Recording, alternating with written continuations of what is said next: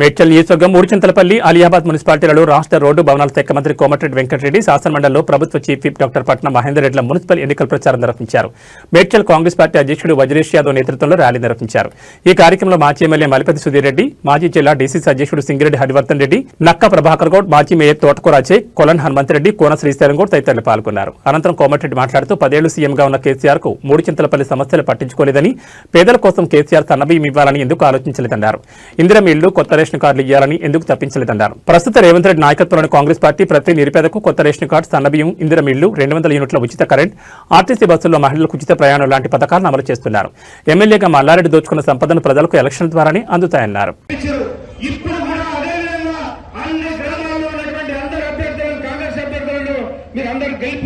నమ్మకంతో చెప్తాను.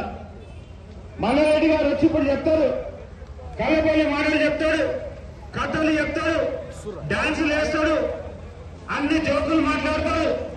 ఆయన వెళ్దాం.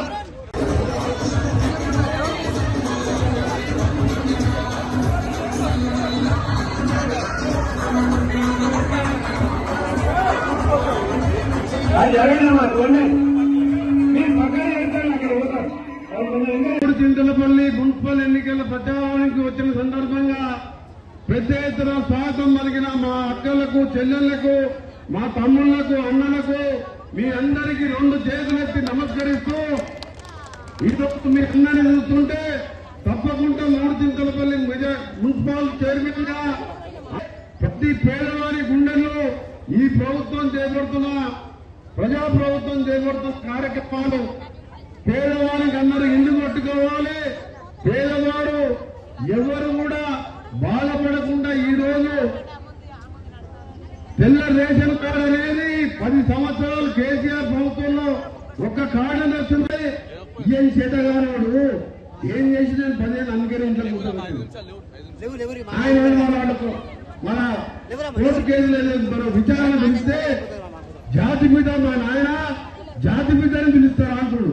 నా జాతిపిత అంటే మా నల్లగొండలో శ్రీకాంత్ గారి తెలంగాణ కోసం కాల్చుకొని మాంసం ముద్దయిపోయిండు. కానిస్టేబుల్కి ఇచ్చిన సర్వీస్ రివార్డుతో కాల్చుకొని చచ్చిపోయిండు. 1100 మంది పిల్లలకు పుత్రశోకం పెట్టి మాంసం ముద్దల్లో మాడిపోయింది. వాళ్ళు జాతిపితలు.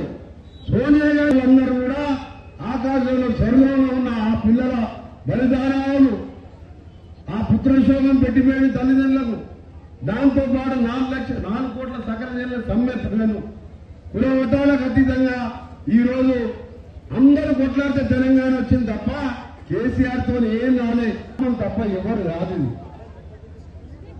అలాగే ఈ రోజు మీ అందరూ కూడా మరొకసారి చేతులు జోడి నమస్కరిస్తూ, హరివర్ధన్ రెడ్డి గారు ఈయన ఫామ్ హౌస్ గిడంగానే పోతాడు. ఎందుకో జడ్పీటీసీగా ఓడగొట్టలేదు. హరివర్ధన్ రెడ్డి మీరు గెలిపించింది కదా, దత్తత తీసుకున్నాడు. ఈయన మూడుచింతల మంది దత్తత తీసుకున్నాడు. ఎంతమందికి ఇల్లు కట్టించింది చెప్పండి? ఎంతమందికి ఇల్లు వెళ్ళిచ్చిండు? దత్తత ఏముంది? సొంత కొడుకుని చూసుకున్నాంపేట అలియాబాద్ మున్సిపల్ చైర్మన్లు గెలిపించి మన గౌరవ ముఖ్యమంత్రి గతంలో మీ అందరి ఆశీర్వాదంతో పార్లమెంట్ లో అడుగుపెట్టి తన గలాన్ని వినిపించి ఇవాళ ముఖ్యమంత్రిగా ఉన్న రేవంత్ రెడ్డి గారికి కానుకగా ఇవ్వాలని మీ అందరూ కూడా చేతులెత్తి నమస్కరిస్తున్నాం. ఇది గెలిపించే వరకే. ఈ ఓటు పేదవానికి సంబంధించిన ఎన్నికలవి.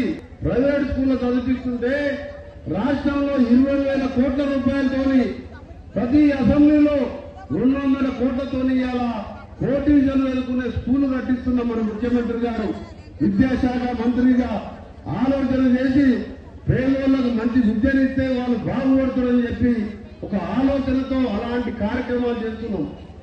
ఇవాళ ఇందిరమ్మ ఇల్లే కాదు, మీ ఇవాళ బస్ ఎక్కవాలన్న టికెట్ తీసుకున్నా అక్క చేయలేని చెప్పాలి. మీరు అప్పులు చేసిపోయిన 6,000 కోట్ల మిత్తి కడుతున్నాం, 7,000 కోట్ల అసలు కట్టుకుంటా ఇవాళ పేదవారికి సన్న బియ్యం 50 రూపాయల కిలో బియ్యం. అప్పుడు 2 రూపాయలు 3 రూపాయలు ఉంటే మీరు డీలర్కే అమ్ముకునేవాళ్ళు, వదిలిపెట్టేవాళ్ళు. ఇవాళ తెల్ల కార్డులు ఇచ్చినాం. మినిస్టర్ గా ఎమ్మెల్యేగా 25 ఏళ్ళు ఉన్నా కానీ నేను ఇక్కడ ఉన్న ఆయన ఉన్నాడు. ఆయన పొద్దున్నైతే మాట్లాడతాడు, పాలమ్మినా పూలమ్మినా. ఇవాళ హైదరాబాద్ లో యూనివర్సిటీ, ఢిల్లీలో యూనివర్సిటీ, లక్నోలో యూనివర్సిటీ 1,00,000 కోట్లు వస్తాయి. కాలేజీలు పెట్టి పేదవారి రక్తం తాగుతూ ఇవాళ ఓటుకు 10,000 ఇస్తా అంటే 10 సరిపోదు బిడ్డ, ఓటుకు 50,000 ఇవాళ గల్లా బట్టి వసూలు చేయాలి. మీరు ఆ 50,000తో మీ ఊళ్ళల్లో బాత్రూమ్ కట్టుకోరు, మీ ఇళ్లల్లో మీ పిల్లల్ని చదివించుకోరు. మన పైసలని మనతో రేవంత్ రెడ్డి గారు ఏ ఊళ్ళోనో జిల్లా పరిషత్ స్కూల్లో చదువుకుని ముఖ్యమంత్రి అయ్యిండు.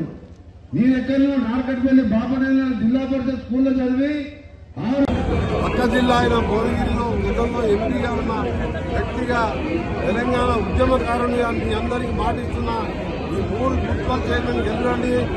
ఆయన దత్తత తీసుకుని మోసం చేసింది. నల్గొండ కూడా ఒకసారి దత్తత తీసుకుని నన్ను 5వసారి ఓడగొడితే 6వసారి భువనగిరిలో గెలిపిస్తున్నాను. దత్తత తీసుకుని మోసం చేయడం కేసీఆర్ అలవాటు, కానీ మాకు అలవాటు లేదు. ఇది దత్తత కూడా కాదు. నా బాధ్యతగా ఈ రోడ్డు చెప్పిన కొన్ని బెడ్లు మూర్తింతలపల్లి, నాయశెట్టిపల్లి కానీ ఇంకా కన్సర్వేషన్ జోన్ తీసేయడం కానీ ప్రతి విషయంతో పాటు ప్రతి మున్సిపాలిటీకి 50 కోట్ల రూపాయలు ఇచ్చి గ్రామీణ ప్రాంతాలలో కలిపిర్రు. ఎక్కడ అండర్గ్రౌండ్ అయినా సీసీ రోడ్డు లేవు. ఆయన గజ్వేలు, సిద్దిపేట, సిరిసిల్ల డెవలప్ చేస్తుంది తప్ప తెలంగాణ ఎక్కడ డెవలప్ కాలే. దత్తత తీసుకున్న మూర్తింతలపల్లి